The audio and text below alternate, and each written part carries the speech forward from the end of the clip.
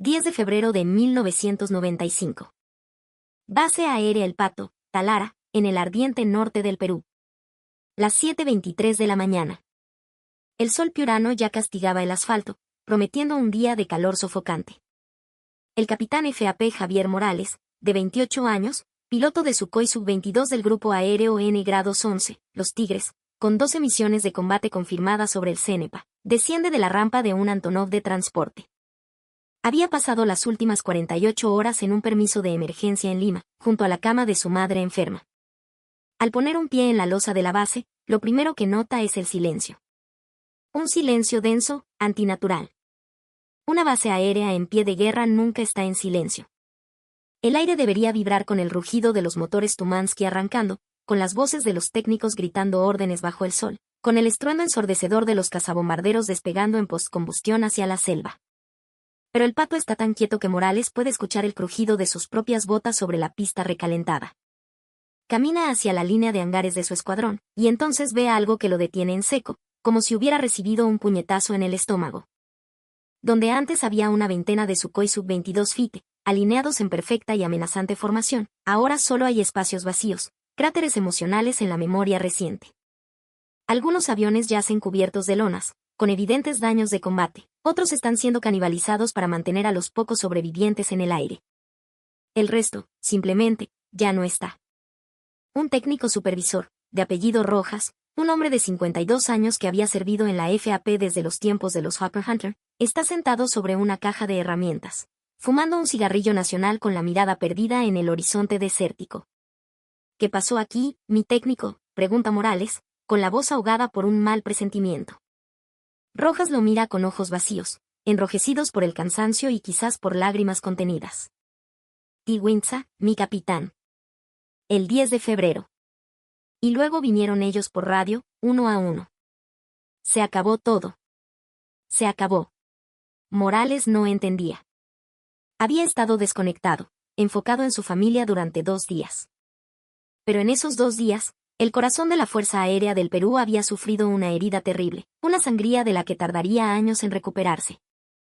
Y para entender cómo sucedió, necesitamos retroceder en el tiempo, a los días febriles que condujeron al 10 de febrero de 1995, el día que sería conocido en los anales de la FAP como el Viernes Negro.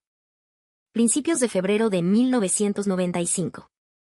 El conflicto en la cordillera del Cóndor había llegado a un punto muerto sangriento. Los valientes soldados del ejército peruano se desangraban en asaltos frontales contra posiciones ecuatorianas fortificadas en enclaves como Tigüinza, Cueva de los Tallos y Base Sur. La selva, densa e implacable, se tragaba a los hombres y devolvía solo el eco de los disparos. En ese infierno verde, el alto mando FAP tomó una decisión drástica. La Fuerza Aérea lanzaría una campaña de bombardeo total para ablandar, si era posible, aniquilar esas posiciones enemigas. Era el último gran esfuerzo para romper el estancamiento y darle la victoria al Perú. El plan, devastadoramente simple en su concepción y brutalmente peligroso en su ejecución, movilizó a cada avión de ataque disponible. Los poderosos Sukhoi Sub-22 Fite y los ágiles Cessna AI-37B Dragonfly serían la punta de lanza, cargados hasta el tope con bombas FAB-250 de fabricación nacional. Los supersónicos Mirage 2000 del Grupo Aéreo N-Grados 4 volarían como escolta de altura, el techo, protegiendo a los atacantes de los interceptores enemigos. El objetivo era saturar las coordenadas de Tigüinza y Coangos hasta que no quedara piedra sobre piedra. La tensión en la base aérea El Pato era palpable. Los pilotos, jóvenes y veteranos por igual, estudiaban los mapas de navegación y las fotografías de inteligencia en los briefings. Veían una maraña verde, un laberinto de quebradas y cerros donde el enemigo, invisible, los esperaba con un arsenal de misiles antiaéreos portátiles Sigla y baterías de cañones ZPU-4. La seguridad era máxima. Las tripulaciones solo conocían los detalles de la misión minutos antes de subir a sus cabinas.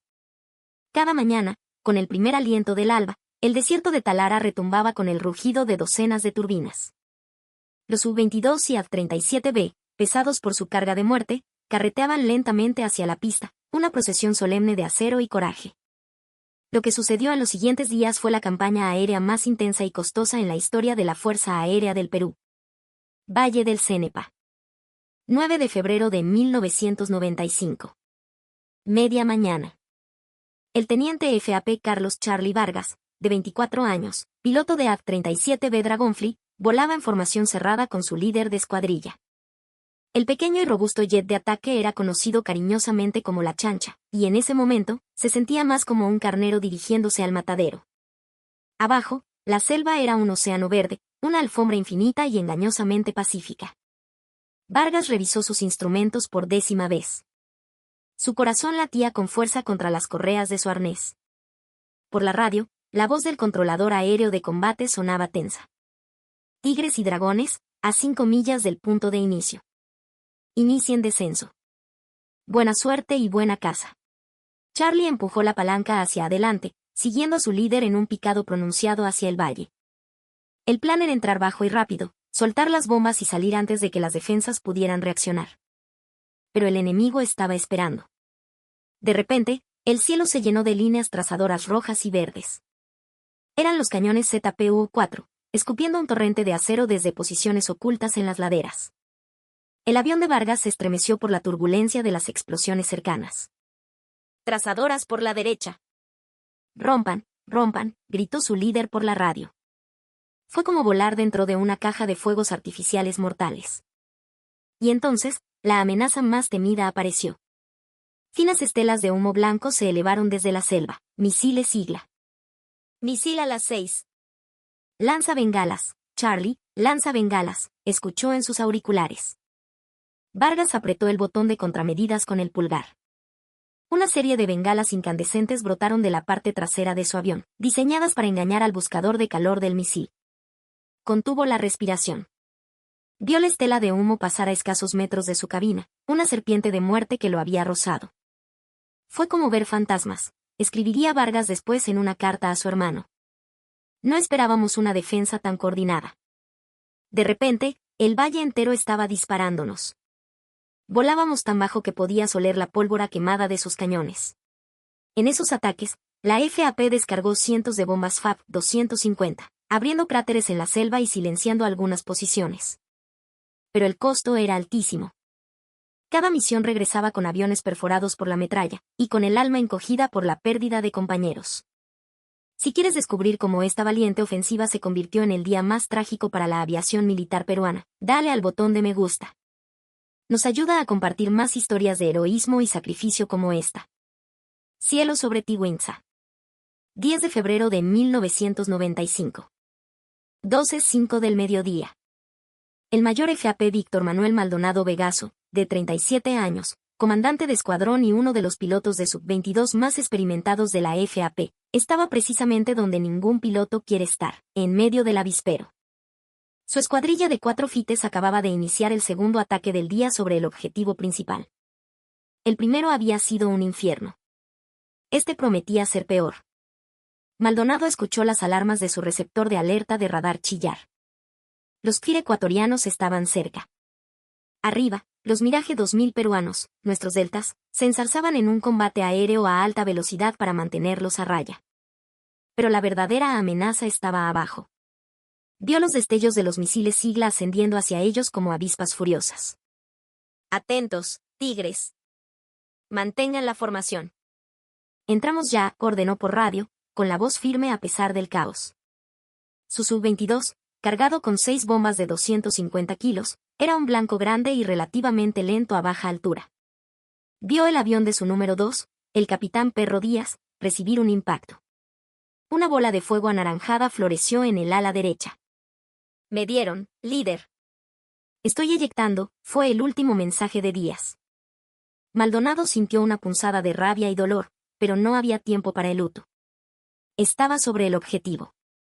Contra toda lógica, en lugar de abortar la misión, apuntó el morro de su pesado cazabombardero hacia el corazón de las posiciones enemigas. Las trazadoras enemigas envolvían su cabina. Podía ver las caras de los soldados ecuatorianos apuntándole desde tierra. Y aquí es donde la historia da un giro hacia la leyenda. A pesar del fuego y del peligro inminente, Maldonado continuó su picado. Soltó su carga de bombas justo sobre las coordenadas asignadas. Por la radio, los otros pilotos escucharon su grito de batalla, ¡Viva el Perú!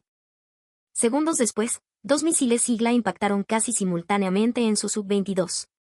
El avión se desintegró en una bola de fuego. el mayor Maldonado no fue el único. Ese día, en una misión posterior, el comandante FAP Víctor Caballero, otro piloto de Sub-22, y el mayor FAP Enrique Caballero, piloto de AT-37B, también fueron derribados. Los pilotos peruanos del CENEPA no eran novatos. Eran de los mejores de Sudamérica, con miles de horas de vuelo. Pero se enfrentaban a una misión casi suicida. Años de guerra de baja intensidad habían permitido al enemigo estudiar el terreno y preparar una red de defensa antiaérea casi impenetrable para ataques a baja altura. Y ese día, esa red, combinada con la acción de los interceptores KFIR, cobró un precio terrible. El resultado fue predecible. Los números del 10 de febrero de 1995, el Viernes Negro, fueron una herida abierta para el Perú. Se lanzaron docenas de toneladas de bombas, causando bajas significativas al enemigo y demostrando un valor inquebrantable. Pero había un problema catastrófico. La FAP perdió 3 aviones de ataque en un solo día, 2 Su-22 y un AT-37B. Y aquí está la parte que destrozó el alma de la Fuerza Aérea para siempre. 3 pilotos murieron y 1 fue capturado. Eran el mayor Maldonado, el comandante Víctor Caballero, el mayor Enrique Caballero. Hombres con miles de horas de vuelo, comandantes de escuadrón, instructores. Héroes con una experiencia de combate que no podía ser reemplazada. Un general de la FAP, en una reunión posterior a la guerra, lo resumiría con amarga precisión. El CENEPA fue el crisol del que nunca nos recuperamos del todo. Perdimos más líderes de escuadrón en un día que en los 10 años anteriores combinados. Pero la catástrofe del Viernes Negro era solo el clímax de una sangría que venía de días atrás. La respuesta del enemigo no fue un contraataque masivo sobre nuestras bases, fue la eficacia letal de sus defensas. Cada avión que regresaba a El Pato o a Chiclayo lo hacía con agujeros. Los técnicos trabajaban día y noche, bajo una presión increíble, para remendar las alas, cambiar motores y poner los aviones de nuevo en condiciones de volar. Las siguientes 24 horas fueron un torbellino de actividad febril y dolor contenido en las bases del norte. Los equipos de rescate volaban misiones desesperadas en helicópteros Mi-17, adentrándose en territorio hostil con la esperanza de encontrar a los pilotos caídos. La Fuerza Aérea estadounidense, a través de sus satélites, proveyó información que ayudó a confirmar el destino de algunos de nuestros héroes, un gesto de cooperación en medio de la tragedia. Se organizaron nuevas oleadas de ataque, no por furia, sino por la necesidad de apoyar a las tropas de infantería que seguían luchando en tierra. La orden era clara, había que seguir golpeando. Los pilotos que quedaban, con el rostro marcado por el agotamiento y la pérdida, volvían a subir a sus cabinas. El capitán Zorro Benavides, un joven piloto de Mirage 2000, lo describió en su diario: contamos los aviones que despegaban. Dejamos de contar cuando nos dimos cuenta de que siempre faltaba alguno al regresar. Seguían saliendo, uno tras otro. Era como si el cielo entero sobre el CENEPA estuviera hecho de plomo y fuego. La base de Ciro Alegría, en la selva, se convirtió en un hervidero de helicópteros y aviones de apoyo. Fue golpeada con fuego de mortero, pero la logística peruana no se detuvo. Las pistas de El Pato y Chiclayo, aunque seguras lejos del frente, se convirtieron en el escenario de un drama silencioso, la espera. Cuando el humo de la batalla se disipó, la FAP había realizado más de 150 misiones de combate. Había lanzado casi 1000 bombas. Pero el costo humano era incalculable. La infraestructura no había sido dañada, pero el espíritu, el núcleo de pilotos de élite, había sido diezmado. Para cuando el capitán Javier Morales llegó a la base de El Pato ese 12 de febrero, la FAP había dejado de ser la misma fuerza de combate. Si todavía estás viendo esto, eres de los que aprecian la verdad detrás de los mitos de la guerra. Suscríbete y activa las notificaciones para no perderte ninguna historia de valor. Los números de esa semana son difíciles de comprender. Entre el 7 y el 10 de febrero de 1995, la FAP perdió 5 aeronaves de combate, incluyendo 2 valiosos Su-22 y varios helicópteros. No es un error tipográfico. 5 aviones de ala fija y 7 helicópteros en el transcurso del conflicto. Desglosemos el costo humano, que es el que realmente importa. Pilotos de élite muertos o desaparecidos en acción. Cientos de hombres, entre tripulaciones y personal de tierra, operando al límite de la resistencia humana. Y lo más importante, la moral. La certeza de la invulnerabilidad se había hecho añicos contra la cruda realidad de la guerra moderna. 42 posiciones enemigas fueron ablandadas o destruidas, pero la sensación en las bases era de una victoria pírrica. El capitán Javier Morales pasó las siguientes semanas tratando de asimilar la nueva realidad. De la veintena de sub-22 que su escuadrón tenía a finales de enero, solo una fracción quedaba plenamente operativa. Éramos pilotos y nuestros hermanos de ala, escribió en una carta a su esposa. Esperábamos junto a pistas silenciosas a que los técnicos hicieran milagros con los aviones dañados. Los que estaban listos para volar no tenían misiones de ataque profundo asignadas. Las que se asignaban eran de reconocimiento armado, mucho más cautelosas. El alto mando había aprendido la lección a un precio de sangre. El 23 de febrero, Morales finalmente recibió la orden de volar una misión sobre la zona de conflicto. La voló con una mezcla de furia y extremo cuidado, regresando a la base con la sensación de haber estado en la boca del lobo. Para marzo de 1995, con la firma del Acuerdo de Paz de Itamaraty, la FAP apenas realizaba vuelos de vigilancia. 2 meses antes, había sido capaz de lanzar oleadas de ataque de más de una docena de aeronaves en una sola operación. Un general del aire intentó una última vez explicar lo sucedido a un político en Lima. Señor ministro. Hemos ganado la guerra en el campo de batalla, nuestros soldados tomaron Tiwinza. Pero en el aire, pagamos el precio de la victoria. No perdimos en 1981, ni en 1941. Casi nos desangramos en una semana, la segunda semana de febrero de 1995. El político no quiso escuchar, pero los números no mentían. Después de febrero de 1995, la FAP nunca volvió a lanzar una operación de ataque a gran escala en el conflicto. Los cielos sobre el Cenepa se volvieron un espacio disputado y cauteloso, patrullado por ambos bandos, pero las grandes batallas habían terminado. Todo comenzó con una operación que supuestamente era la clave para una victoria rápida. El bombardeo del Cenepa logró destruir posiciones clave, pero costó el corazón de la aviación de ataque peruana. Ecuador celebró sus derribos como una gran victoria. Perú honró a sus caídos como mártires de la defensa de la soberanía. Las fábricas peruanas podían producir más bombas, pero no podían reemplazar en semanas, ni en meses, la experiencia de un mayor como Maldonado. Los pilotos experimentados estaban muertos.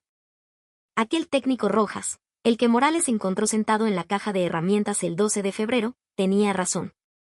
Algo se había acabado. En solo unos pocos días de combate intenso, Javier Morales sobrevivió a la guerra. Continuó su carrera en la FAP, llegando a ser instructor de vuelo, formando a las nuevas generaciones de pilotos de caza. En 2015, en una ceremonia en la Plaza de la Bandera en Lima, en conmemoración de los 20 años del conflicto, un joven cadete le preguntó cuál había sido el momento en que supo que la guerra había cambiado para siempre. Su respuesta: el 12 de febrero de 1995. Cuando bajé de ese Antonov en el Pato y en lugar del rugido de los jets, escuché el silencio. Vi los espacios vacíos en la línea de vuelo.